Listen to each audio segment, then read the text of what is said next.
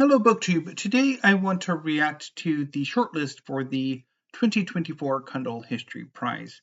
The Cundill History Prize is a book prize awarding excellence in history writing. The long list was announced August 1st of this year, and the shortlist was announced September 5th, this past Thursday. I looked at the long list a few weeks ago and noted that the books were there were a lot of Asian history, which I was quite happy with. A lot of 20th century history, which not exactly in my wheelhouse. And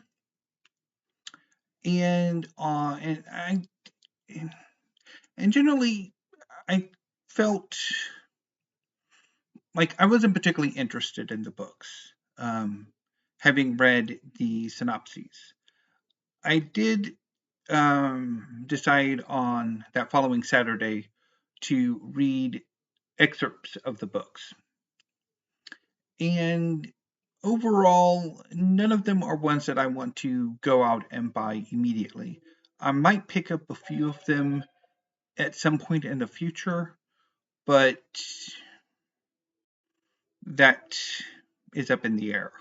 It depends what exactly I want to pick up at any given moment. And I don't know. So we shall see. Some of these books may eventually find their way to my library, and they may not. And that's okay.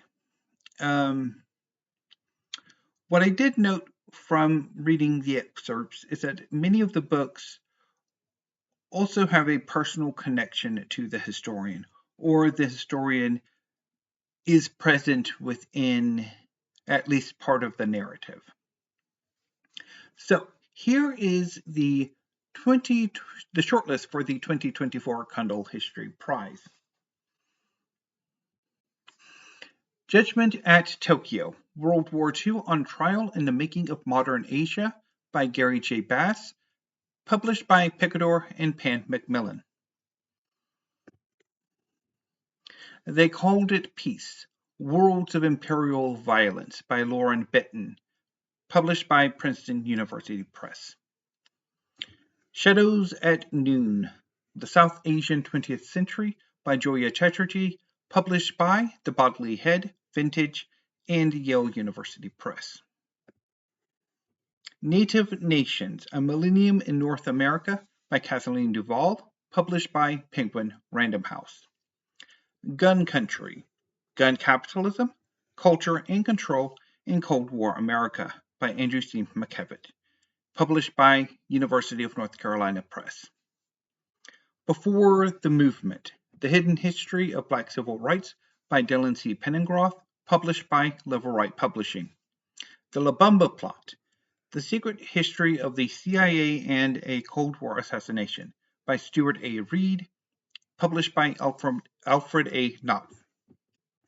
Revolusi, Indonesia and the Birth of the Modern World by David van Reybrouck, translated by David Colmer and David McKay, published by the Bodley Head, Vintage, and W.W. Norton.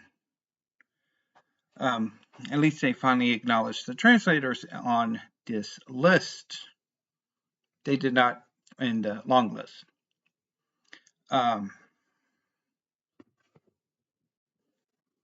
So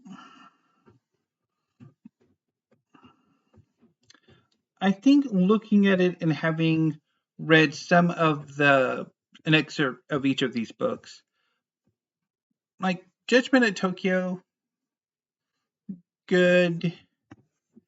Shadows at Noon, wish I'd seen more of that. I think I just got the intro or the prologue. The Lumumba Plot I quite liked. Revolusi, probably wish I'd gotten more of the meat of the book rather than the introduction, although the writing was pretty good. I rather liked what I read of Before the Movement as well. Gun Country, I have no idea. They called it Peace. I have no idea. And Native Nations, I'm not entirely sure what I make of that one. So I think I'm just going to give this year's Cundill Prize a pass on actively reading the books. I might pick them up, and I will certainly react to the finalists and to the ultimate winner. But actually engaging, I don't know. So anyway, BookTube, that's all I have for today. So until I see you next time, thank you. Have a great afternoon and stay safe.